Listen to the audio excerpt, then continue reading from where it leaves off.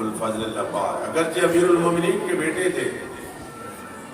دوستو عزیزو، آج 7ویں محرم ہے، شب 8ویں محرم ہے۔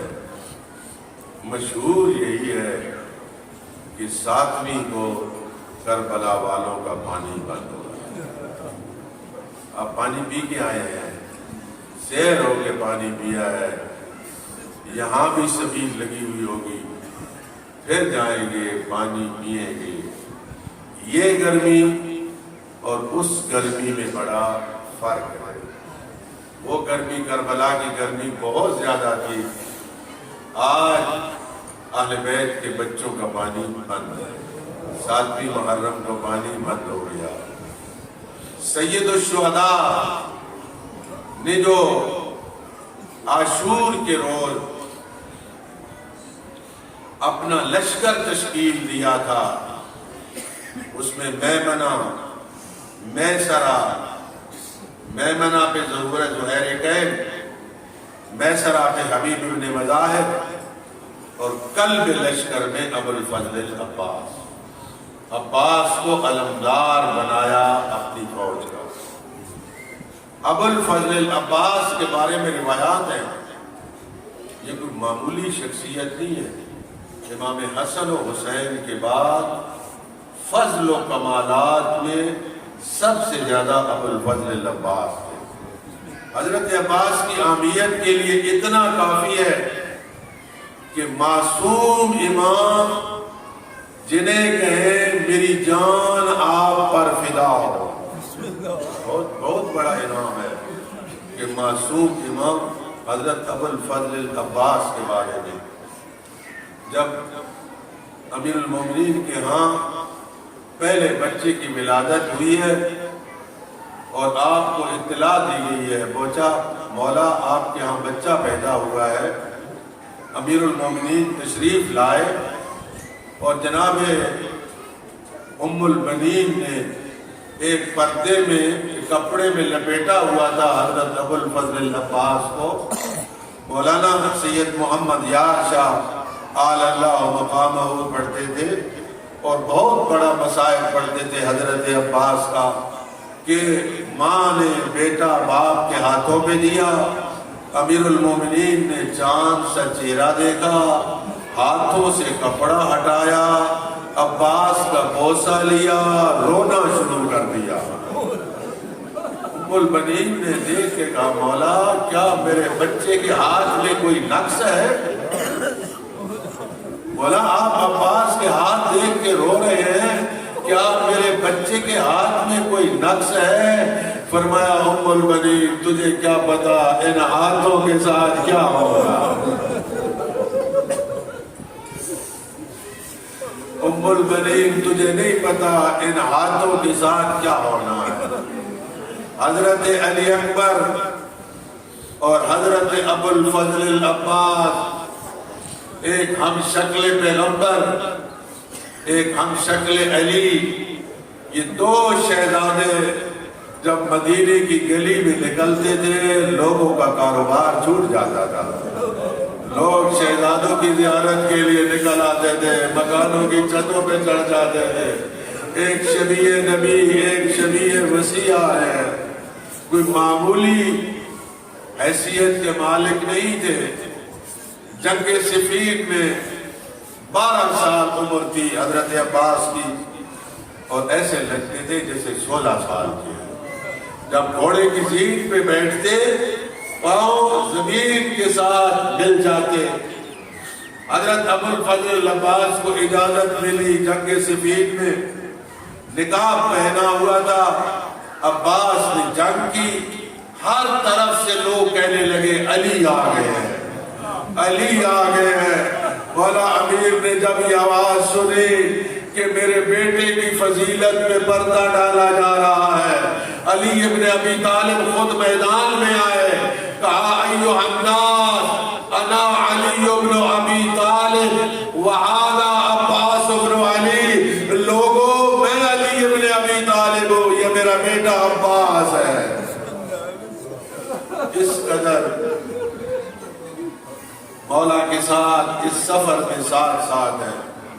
بہت ساری کہانیاں پڑھی جاتی ہیں، میں ان کہانیوں کا ذمہ دار نہیں ہوں، میں نے جو پڑھا ہے، میں نے تو اتنا پڑھا ہے کہ اتنا وفادار ہے مولا کا، مولا کے ساتھ ایسے رہا ہے جیسے انسان کے ساتھ سایہ ہوتا ہے، اور جتنی دیر تک امام بیٹھے رہتے تھے عباس کھڑے رہتے تھے، کوئی ایسا موقع نہیں کہ امام بیٹھے ہوں اور عباس بھی بیٹھ گئے ہوں۔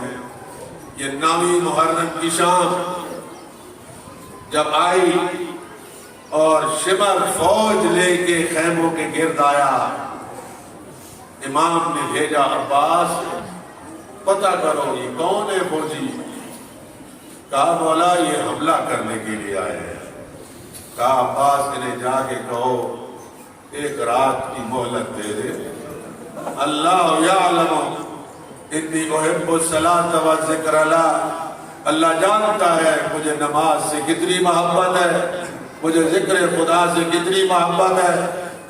علامہ علی نقی لکھتے ہیں کہ مظلوم کربلا کا عباس کو مہلت مانگنے کے لیے بھیجنا یہ کوئی امتحان سے کم نہ تھا۔ عباس سے کہا جائے کہ جاؤ اور دشمن سے کہو ایک رات کی مہلت دے دے، یہ مہلت نہیں تھی، یہ عباس کو زنجیروں میں پابند کیا جا رہا تھا۔ امام گئے اور امام نے اپنے مولا کا پیغام، عباس نے مولا کا پیغام دیا، اجازت مل گئی۔ عباس رات کو پہرے دار ہے، عباس پر تمام سیدانیوں کا سہارا عباس ہے، تمام بچوں کا سہارا عباس ہے۔ رات کو جو امام نے جلسہ کیا میں نے کل بتایا تھا، سب سے پہلے جس نے کھڑے ہو کے عہد وفا کیا وہ ابو الفضل العباس تھے۔ عزادارو جب صبح عاشور ہوئی اور دفتر قربانی کھل گیا، اصحاب جاتے رہے، پھر بنی ہاشم جاتے رہے۔ جب بنی ہاشم کی کثیر تعداد شہید ہو گئی تو عباس آئے، کہا بھیا مجھے موت کی اجازت دے دے، حل من رخصہ، عباس کیا موت کی اجازت مل سکتی ہے؟ کیا میں جنگ کے لیے جا سکتا ہوں؟ عزاداروں مظلوم کربلا روئے اور کہا عباس تو میری فوج کا سپہ سالار ہے، عباس تو مدد کیسے اجازت مانگ رہا ہے؟ کہا مولا وہ فوج ہی کہاں ہے، وہ فوج ہی ختم ہو چکی ہے۔ ادھر خیموں سے آواز آئی العطش العطش، بچے العطش کہہ رہے تھے۔ امام نے کہا عباس اگر جانا ہی ہے تو بچوں کے لیے پانی لے آؤ، جاؤ کوشش کرو بچوں کے لیے پانی لے آؤ۔ عزادارو عباس نے مشکیزہ ڈالا، عباس خیموں میں گئے بیویوں سے الوداع کرنے کے لیے۔ علامہ علی نقی فرماتے ہیں عزادارو جناب زینب سلام اللہ علیہ نے کہا عباس تو تیار ہو کے آ گیا، تو بھائی سے اجازت لے کے آ گیا، میں تجھے روکتی نہیں ہوں، یہاں کھڑے کھڑے بابا کی ایک حدیث سنتے جاؤ۔ عباس میرا سن چھوٹا تھا، میں بابا کے زانوں پہ بیٹھی تھی، میرے سر سے چادر اتر گئی تھی، بابا نے میرے سر کا بوسہ لیا تھا، میرے ہاتھوں کا بوسہ لیا تھا، بابا روئے تھے، میں نے پوچھا تھا بابا کیوں رو رہے ہو؟ کہا بیٹی زینب ایک وقت آئے گا تیرے سر پہ چادر نہیں رہے گی، تیرے ہاتھ آزاد نہیں ہوں گے۔ عباس میں سوچتی تھی اور جس کا بھائی عباس جیسا ہو کیا اس کے سر سے چادر اتر سکتی ہے؟ کیا اس کو رسیاں پہنائی جا سکتی ہیں؟ عباس تم جا رہے ہو، اب مجھے یقین ہو گیا نہ میرے سر پہ چادر رہے گی نہ میرے ہاتھ آزاد ہوں گے۔ عباس آئے، گھوڑے پہ سوار ہے، نہر فرات پہ پہرا ہے 4000 فوج کا۔ عباس نے حملہ کیا، فوج کو پسپا کیا، عباس نے گھوڑے کو نہر میں ڈالا. عباس خود بھی تو پانی پی سکتے تھے. پانی پہ نظر پڑی, کہا عباس تیری وفا میں فرق آ جائے گا. عباس نے مشق بھری اور دائیں شانے میں ڈالی. اب عباس جب نکلے تو ڈاکٹر قلب صادق میں ایک دعا لکھتے ہیں, توجہ کریں گے. ڈاکٹر قلب صادق کہتے ہیں جب عباس نے مشق بھری اور نہر فرات سے باہر نکلے, دعا مانگی, اللہم ان اطفال الحسین عطشانا, میرے اللہ حسین کے بچے پیاسے ہیں, میں کسی طریقے سے یہ پانی پہنچاؤ. عباس کی کوشش ہے کہ میں پانی خیموں میں پہنچاؤں, ظالموں کی کوشش ہے کہ پانی نہ پہنچے. ایک ظالم آگے بڑھا, اس نے وار کیا, عباس کا دایاں بازو قلم ہوا. دوسرا ظالم آیا, اس نے وار کیا, عباس کا بازو قلم ہوا.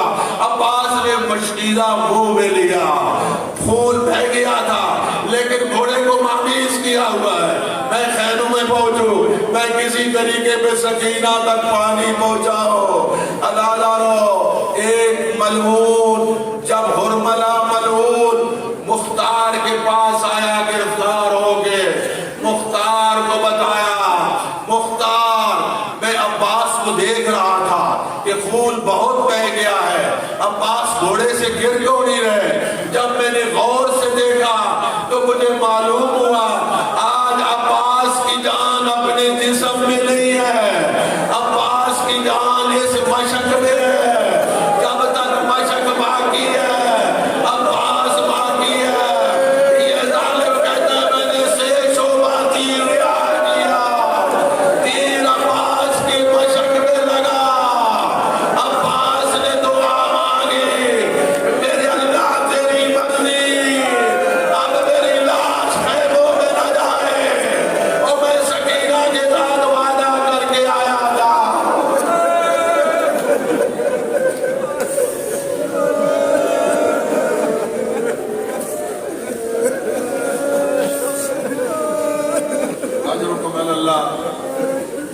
اللہ تعالیٰ آپ کی عزاداری کو قبول کرے. ایک مصائب خان سید الشہداء کی قبر پہ ہمیشہ مصائب پڑھتا تھا, مظلوم کربلا کا. جناب سیدہ خواب میں آئی, بی بی نے کہا میرے بیٹے کی ذاکر تو نے کبھی میرے بیٹے کا مصائب نہیں پڑھا. کہا بی بی میں ہمیشہ حسین کا مصائب پڑھتا ہوں. فرمایا نہیں, میری مراد عباس ہے, اس میرے بیٹے سے مراد عباس ہے. روایت میں بتاتی ہوں, جا کے مجلس پڑھنا اور روایت یہ پڑھنا, جب کوئی بندہ میدان جنگ میں ہو اور اس پہ کوئی حملہ ہو تو ہاتھوں سے دفاع کرتا ہے. اور میرے عباس کے جب بازو قلم ہو گئے تھے اور جو تیر جہاں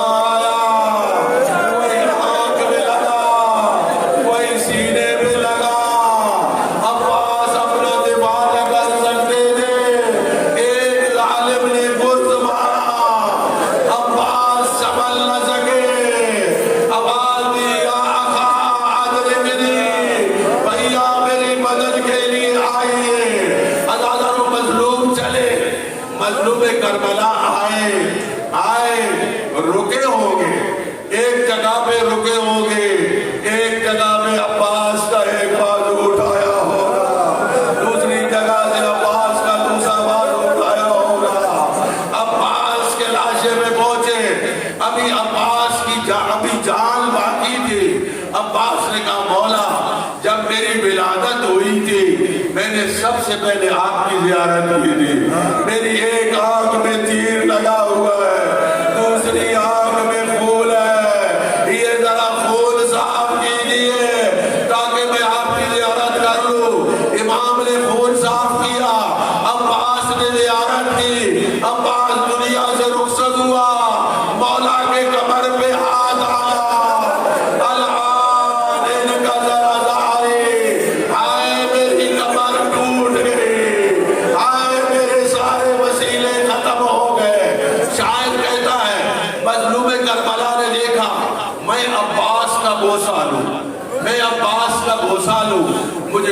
جگہ ایسی نظر نہ آئی، عباس کی کوئی جگہ ایسی نظر نہ آئی کہ جہاں میں بوسہ لے سکوں۔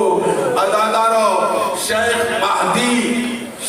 مہدی جنہوں نے عباس کا روزہ بنایا ہے، شیخ مہدی جب روزہ بنا رہے تھے، ابو الفضل العباس کی لاش اقدس ایک طرف پڑی تھی، مزدوروں نے دیکھا، مہمان نے دیکھا شیخ مہدی رو رہے ہیں۔ وہ گئے اور شیخ مہدی سے کہا، شیخ کوئی ہم سے قصور ہو گیا ہے، آپ کیوں رو رہے ہو؟ کہا نہیں، تم سے قصور نہیں ہوا، میں عباس کی لاش دیکھ کے رو رہا ہوں۔ عباس کے بارے میں روایت ہے، عباس طویل القامت تھے، عباس کا قد بڑا تھا، لیکن یہ قبر مجھے چھوٹی نظر آتی ہے۔ اس کا مطلب ہے عباس کا جسم ٹکڑے ٹکڑے ہو گیا، عباس کا جسم ٹکڑے ہو گیا۔ عزادارو، اب کیا ہوا؟ امام نے عباس کی لاش کو نہ اٹھا سکے، امام نے عباس کی لاش کو وہی رکھا، علم لیا، امام خیموں کی طرف چلے۔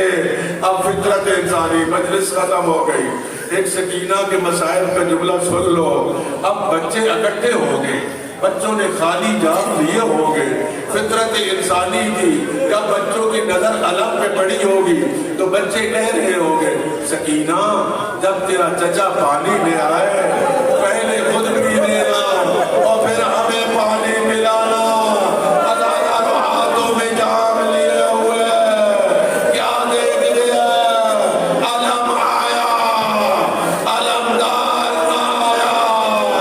چچا، او میرے بابا، میرے چچا کہاں گئے؟ کہاں بیٹی نہر فرات کے کنارے شہید ہو گئے۔ انا للہ و انا الیہ راجعون۔ وسيعلم الذين ظلموا أي منقلب ينقلبون۔ نسألك ونرجوك باسمك العظيم الأعز الأجل الأكرم بك يا الله يا الله يا الله يا الله يا الله يا رحمن يا رحيم